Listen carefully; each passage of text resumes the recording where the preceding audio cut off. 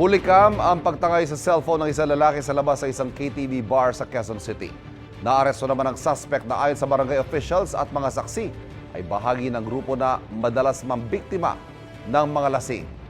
Live mula sa Quezon City, may unang balita si Bea Pinla. Bea? Ivan, dito mismo sa labas ng isang KTV bar sa Quezon City, hinablot ng isang lalaki ang cellphone ng isang customer na nakasakay na ng motor. Nakaupo lang ang lalaking ito sa labas ng KTV bar sa barangay Doña Imelda, Quezon City pasado 2:00 ng madaling araw kahapon. Kinausap pa siya ng 3 lalaking tumatambay rin sa lugar. Maya-maya, inilabas na niya ang kanyang cellphone. Ang lalaking ito na naka-long sleeves lumipat sa likuran niya at tila nagmasid-masid bago umupo sa sahig. Ang lalaking may hawak ng cellphone tumayo na. Ibinulsa ang kanyang cellphone at sumakay sa motor. Sumunod naman ang lalaking naka-long sleeves at umaktong aangkas sa motor nang bigla niyang tinangay ang cellphone sa bulsa ng lalaki. Maraming grupo yan, hindi lang yung nasa CCTV.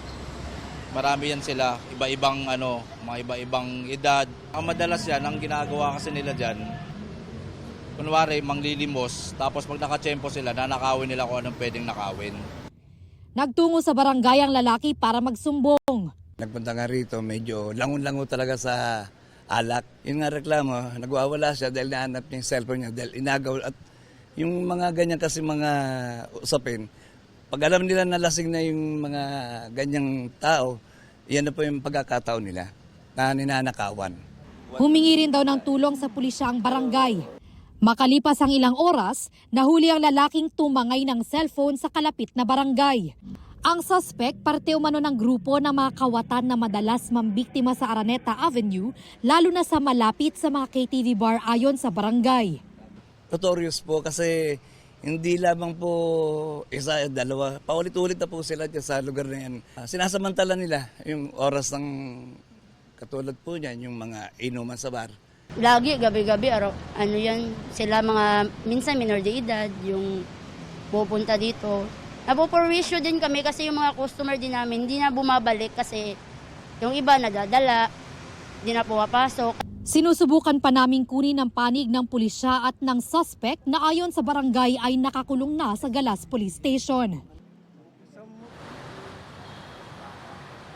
Ivan, dahil talamak daw ang nakawan sa lugar, paalala ng barangay, extra ingat sa mga nagagawi rito lalo na tuwing madaling araw at kung sakaling manakawan naman ay isumbong agad ito sa mga otoridad para maaksyonan.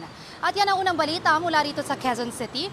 Bea Pinlac para sa GMA Integrated News. Kapuso, huwag magpapahuli sa latest news and updates. Mag-iuna ka sa balita at mag-subscribe sa YouTube channel ng GMA Integrated News.